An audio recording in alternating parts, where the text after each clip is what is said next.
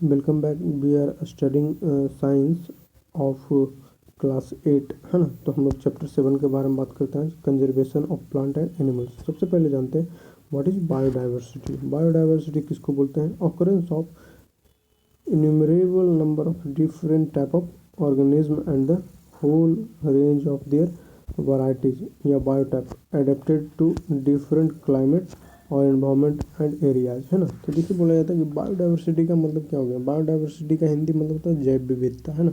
तो बोला जाता है कि जो हमारे आसपास धरती पर है, जो हजारों करोड़ों तरह के जो प्लांट है या एनिमल है ना, तो वो सभी जो रह रहे हैं, तो वो सभी एक क्लाइमेट के अंदर, है ना, एक मौसम के अंदर, एक पर्यावरण के अंदर, एक एरिया के अंदर अपने आप को क्या कर लिए हैं, मतलब उसके हिसाब से अपने बॉडी को एडजस्ट कर लिया और वहाँ पे उनका रह रहे हैं ना।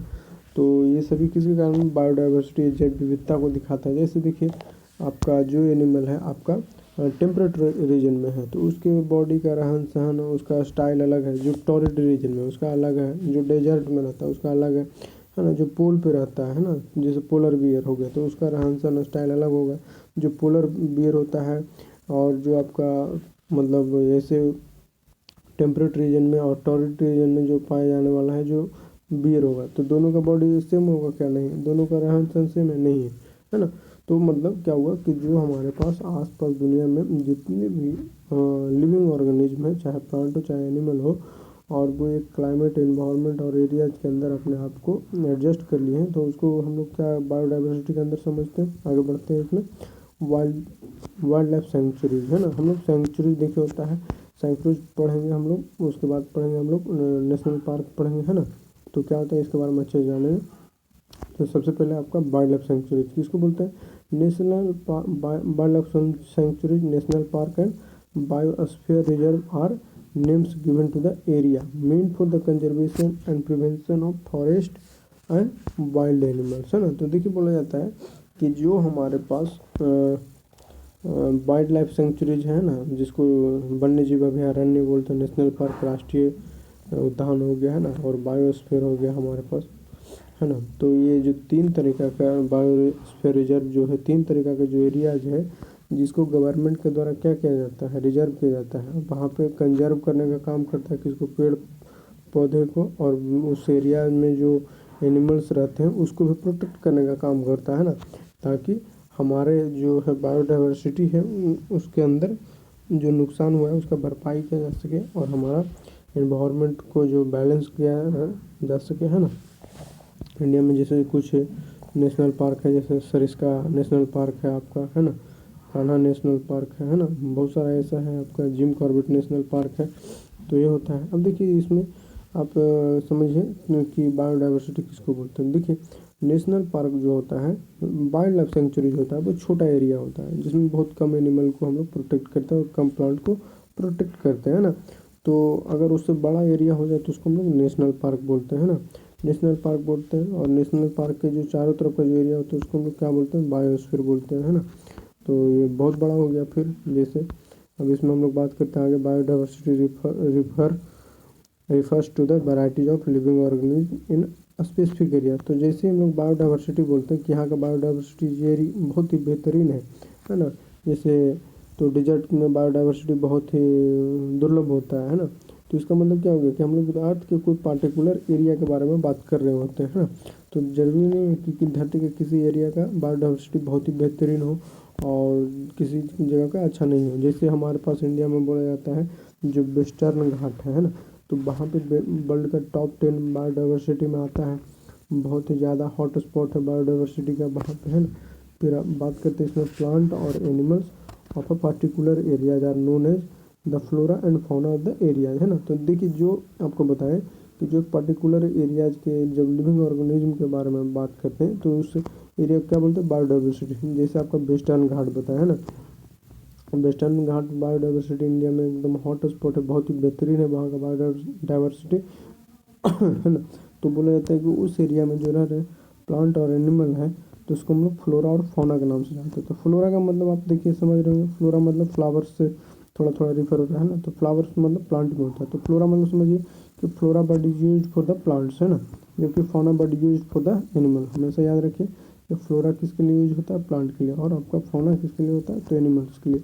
अब देखिए endemic species are found only in the particular areas, है ना। एंडेमिक का मतलब क्या होता है, एंडेमिक मतलब कि जैसे देखिए कुछ एनिमल्स या कुछ स्पीसीज है जो पूरे अर्थ पे सिर्फ उसी एरिया में पाए जाते हैं, उसके अलावा तो आप दुनिया में कहीं भी चले जाए दूसरी जगह पे तो आपको नहीं मिलेंगे, है ना। तो वैसे स्पीसीज को क्या बोलते हैं हम लोग, एंडेमिक स्पीसीज बोलते हैं, है ना। फिर आपका endangered species are those which are facing the danger of extinction, है ना। तो इंडेंजर्ड स्पीसीज किसको बोलते हैं, कि देखिए जो स्पीसीज है ना जिसका मतलब बहुत ही ज़्यादा खतरा है कि अगर उसको प्रोटेक्ट नहीं किया गया, बचाया नहीं गया तो धरती से वो जल्दी ही गायब हो जाएगा, है ना। और एक बार जब धरती से गायब हो जाएगा तो दोबारा क्या मतलब हो दिखाई देगा, नहीं दिखाई देगा। जैसे मान लीजिए पूरे धरती पर से इंसान खत्म हो जाए, है ना, तो क्या दूसरा इंसान आएगा, नहीं ना आएगा, है ना। फिर देखिए यहाँ पे है इंडेंजर्ड स्पीसीज के बारे में बता दें। फिर देखिए अभी पता कैसे चलता है, सरकार को कैसे पता चलता है ना, तो एक है साइट्स, एक ऑर्गेनाइजेशन है CITES, है ना। तो वो एक हर साल रेड डेटा बुक को बनाता है, वो बताते रहता है कि पूरे वर्ल्ड के किस एरिया में है जो कौन सा एनिमल को ज़्यादा मारा जा रहा है, कौन सा पौधा को ज़्यादा डिस्ट्रॉय किया जा रहा है ना। तो red data books contain the record of endangered species, है ना। तो वो बताते रहता है कि इसको प्रोटेक्ट करना बहुत ज़रूरी है, अगर प्रोटेक्ट नहीं किया गया तो ये धरती से ख़त्म हो जाएगा, है ना। तो गवर्नमेंट क्या करता है, प्रोटेक्ट करने का काम करता है। क्यों प्रोटेक्ट करता है, क्योंकि हमारे बायोडाइवर्सिटी को बेहतर रखा जा सके, और बायोडाइवर्सिटी जब तक है तभी तक हम लोग हैं, है ना। अगर बायोडाइवर्सिटी खत्म तो हम लोग भी खत्म हो जाएंगे। देखिए अब बोला जाता है migration. Migration is the phenomena, आपको बताए थे, है ना। माइग्रेशन का मतलब क्या था, migration is the phenomena of movement of a species from its own habitat to some other habitat for a particular time period every years for a specific purpose like breeding, है ना।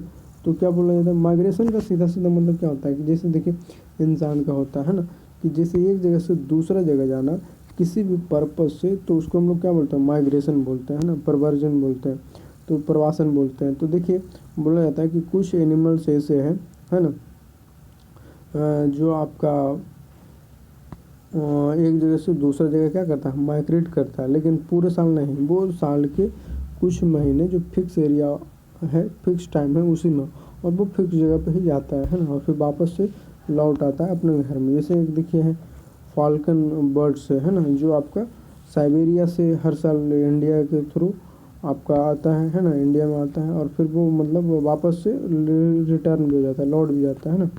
आगे बढ़ते हैं हम लोग इसमें। देखिए आपका है वी शुड सेव री use and recycle paper two save trees in energy and water. बोला जाता है कि इंडिया में देखिए आज इंटरनेट का ज़माना है, हम लोग ऑनलाइन पढ़ रहे हैं, है ना, तो यहाँ पे पेपर लेस काम हो रहा है, बहुत सारा चीज़, फिर भी पेपर जानते हैं आप, हर साल इंडिया में सिर्फ इंडिया में वो आज से 10 साल पहले 80,000 पेड़ को काट दिया जाता था, सिर्फ और सिर्फ पेपर के यूज़ के लिए, है ना। अभी का मुझे पता नहीं है डेटा, इसलिए आपको नहीं बता रहे हैं ना। तो 10 साल पहले इंडिया में क्या होता था, 80,000 पेड़ को काट दिया जाता था, क्यों, सिर्फ कागज़ के यूज़ के लिए। तो मतलब सोचिए क्यों तो पेड़ को काट दिया जाता है कागज़ के यूज़ के लिए, क्योंकि जो हम लोग जिस पर लिखते हैं ना, कागज़ जो पेपर पर लिखते हैं, वो कहाँ से आता है, प्लांट से ही आता है। प्लांट को काटा जाता है, प्लांट से ही पेपर बनाया जाता है ना। तो हम लोग चाहते हैं ना कि प्लांट सेव रहे, है ना, प्लांट को काटा नहीं जाए, तो इसके लिए क्या करना पड़ेगा, हम लोग को पेपर जितना ज़्यादा से ज़्यादा पेपर को रीयूज कर पाएंगे, है ना, रिसाइकल कर पाएंगे, उतना ही कम पेड़ को काटा जाएगा, है ना। तो उतना ही कम पेड़ को जब काटा जाएगा तो उतना ही हमारा इन्वायरमेंट है जो कंजर्व रहेगा। फिर देखिए reforestation is the restoring of destroyed forest by the planting new trees, है ना। तो रिफॉरेस्टेशन का मतलब क्या होता है, रिफॉरेस्टेशन का मतलब होता है कि जैसे देखिए जिस जगह पे हम लोग पेड़ काट दें तो उस जगह पे तो लैंड क्या हो जाएगा, वैकेंट हो जाएगा, खाली हो जाएगा, है ना। तो उस जगह पे हम लोग दोबारा से जब पेड़ को लगाते हैं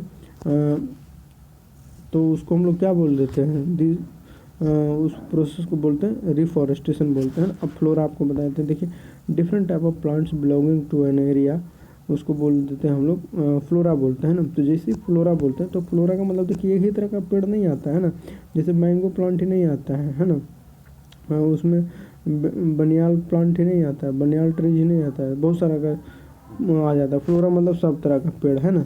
तो बोला जाता है कि किसी पार्टिकुलर एरिया में या फिर किसी एरिया में जब बात करते हैं कि बहुत सारे जब अलग अलग पेड़ होता है तो उसको सभी को क्या बोलते हैं, फ्लोरा बोलते हैं। जैसे देखिए सिल्वर फर्न्स है, साल है, टेक है, मैंगो है, इटिस है। फौना क्या बोलती है कि all animals found in an area, है ना, तो उसको क्या बोल देते हैं कि उसको हम लोग बोलते हैं आपका फौना बोलते हैं। इसमें डॉग आ गया, फ्रॉग आ गया, इंसेक्ट आ गया, बुल आ गया, जयकाल आ गया। जैसे हम लोग बोलते हैं ना कि वेस्टर्न घाट का फ्लोरा बहुत ही बेहतरीन है ना, वेस्टर्न घाट में जो फौना है बहुत ही अच्छे है ना, तो इसका मतलब क्या हो गया कि वहाँ पे फौना है जो बहुत ही अलग अलग टाइप का है, बहुत ज़्यादा पाया जाता है ना, ये अच्छी बात है। वहाँ का फ्लोरा है मतलब बहुत ही बढ़िया है वहाँ का, इसका मतलब क्या हो गया वहाँ अलग अलग प्लांट है बहुत ही ज़्यादा मात्रा में, बहुत ही ज़्यादा तादाद में, है ना, this is a good news.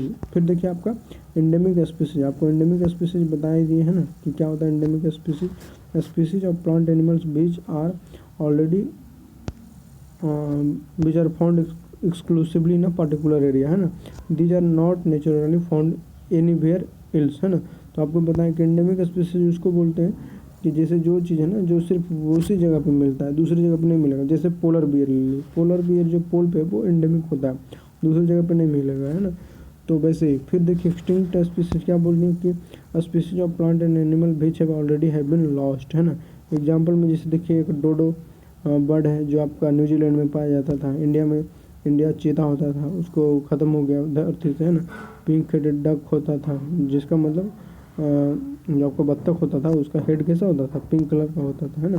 तो ये भी धरती से ख़त्म हो गया, तो अब देखिए दोबारा मिलेगा ही नहीं, है ना। तो एक्सटिंक्ट स्पीसीज किसको बोला गया कि जो अमानवीय प्राकृतिक, जो इंसान के द्वारा, कुछ इंसान जो अपने लाइफ को समझते हैं हीरो बनाने के लिए, हीरोइज्म समझते हैं या फिर उसको चोरी करके मारते हैं, है ना, इस तरीक़े से धरती को क्या कर दिए, ख़त्म कर दिए, एक्सटिंक्ट कर दिए, है ना। अब उसके बाद है थ्रेटेंड स्पीसीज बताएं, species that is liable to become extinct if it is not allowed to release its full biotic potential by remove the cause of threat, है ना। तो बोला जाता है थ्रेटेंड स्पीसीज मतलब क्या हो गया कि अगर जिस स्पीसीज को हम लोग बचा नहीं पाएंगे, अगर जिस फ्लोरा और फौना का क्या हो गया खतरा बढ़ गया है कि अगर उसको अब नहीं बचाया गया तो वो क्या हो जाएगा, ख़त्म हो जाएगा धरती से, है ना। डोडो पक्षी की तरह, इंडियन चीता की तरह, है ना। तो ये सब 4 कैटेगरीज है आपका, माफ़ कीजिएगा 3 कैटेगरीज है ना। इंडेंजर्ड स्पीसीज होता है आपका, वल्नरेबल स्पीसीज होता है, रेयर स्पीसीज होता है। तो बात करते हैं इसमें इंडेंजर्ड स्पीसीज किसको बोलते हैं, स्पीसीज ऑफ एनिमल और plant that is seriously at risk of extinction, है। इंडेंजर्ड उसको बोले कि एकदम मतलब बहुत ही ज़्यादा खतरा बढ़ा हुआ है ना, कि अब बहुत ही कम मात्रा में बढ़ रहा है। जैसे एग्जांपल में इंडियन राइनोज है, एशियाटिक लॉयंस है ना, एशियाटिक वाइल्ड्स आसेस है, इसका बहुत ही कम संख्या में बच गया। अगर इसको सही से प्रोटेक्ट नहीं किया गया तो ये क्या हो जाएगा, ख़त्म हो जाएगा। तो इसको बोलते हैं इंडेंजर्ड स्पीसीज। दूसरा होता है वल्नरेबल स्पीसीज। वल्नरेबल स्पीसीज या स्पीसीज एनिमल्स और plant which are likely to become endangered under something changing. Example chinkara deers, black buck and golden langur, है ना। तो वल्नरेबल क्या हो गया कि इसका भी खतरा बहुत ही ज़्यादा बढ़ गया, अगर इसको नहीं प्रोटेक्ट किया गया तो जल्दी ही इंडेंजर्ड कैटेगरीज में आ जाएगा। और इंडेंजर्ड कैटेगरीज में आने का मतलब क्या है कि अब इसका संख्या बहुत कम बच गया, है ना। तो मतलब आप समझिए कि इंडेंजर्ड से अगर थोड़ा सा ज़्यादा बेहतर स्थिति में तो उस कैटेगरी क्या बोलेंगे, वल्नरेबल। और इससे एक और होता है rare species. Species whose population are originally small and scattered in the world, है ना। तो रेयर स्पीसीज किसको बोलते हैं, जिसका संख्या बहुत कम है लेकिन पूरे धरती पे फैला हुआ है ना, जहाँ तक हमें पता भी नहीं है कि कौन सा कितना मात्रा में किस जगह पे, है ना। तो उसको रेयर स्पीसीज बोलता है। देखिए जान लेते हैं नेशनल पार्क जाते जाते। Protective area reserve exclusively for the betterment of wild life, है ना। These are the establishment at the approval of legislature, है ना। तो बोला जाता है सरकार के द्वारा इस चीज़ को कानून बना के किसी भी एरिया को हम लोग प्रोटेक्ट करने के पर्पज़ से उस एरिया को नेशनल पार्क घोषित करते हैं, है ना। किसके अच्छाई के लिए, वाइल्ड लाइफ के अच्छाई के लिए। जैसे होता है हमारे पास हजारीबाग नेशनल पार्क झारखंड में, डेजर्ट नेशनल पार्क राजस्थान में, है ना, जिम कॉर्बेट नेशनल पार्क जो उत्तराखंड में, है ना। तो इस तरीक़ा से है आपका। उसके बाद है sanctuaries, hunting prohibited area set up by the government area known as sanctuary. देखिए इसमें क्या होता है कि नेशनल पार्क में तो कोई घुस ही नहीं सकता, कोई जा ही नहीं सकता, लेकिन सेंचुरीज में क्या होता है, लोग जा सकते हैं, आ सकते हैं, लेकिन शिकार नहीं कर सकते। अगर शिकार करते तो पकड़े जाएंगे तो उनको बहुत ही ज़्यादा सख्त सज़ा होगा, है ना। They are only for the protection of wild animals, है ना। एग्जाम्पल में देखिए जलपाड़ा इन जो है वेस्ट बंगाल में है ना। कोयलाडो घाना नेशनल भरतपुर में है, जो आपका कोयलाडो घाना कहाँ पे है, आपका राजस्थान में है। तो ये हो गया। अब माइग्रेशन आपको बताई दिए, regular and periodic two-way movement of birds and some animals from their places of residence to some other places along well-defined routes. It is a link to the season factor, breeding, shortage of foods, है ना। जैसे Bharatpur bird sanctuary is known for the migratory birds, है ना। देखिए migration किस purpose से करता है, या तो वहाँ पे खाने की कमी हो गया तब बर्ड्स है जो माइग्रेट कर जाएगा। दूसरा आपका सीजन फैक्टर है ना, जैसे आपको फाल्कन बताए थे, तो जो साइबेरियन बर्ड्स है, तो वहाँ पे क्या होता है कि जब इंडिया में बहुत ज़्यादा ठंड पड़ रहा है तो Siberia is in pole region, north Siberia जो है नॉर्थ पोल में है ना आपका, रशिया से थोड़ा ऊपर पड़ता है यहाँ पे, है ना। तो वहाँ पे बहुत ज़्यादा ठंडा पड़ जाता है, तो वहाँ से क्या करता है बर्ड्स उड़कर इंडिया की तरफ आ जाते हैं, और फिर जब यहाँ पे गर्मी पड़ना शुरू होता है तो वापस से वहाँ पे चले जाते हैं, क्योंकि वहाँ पे ठंड कम हुआ रहता है ना।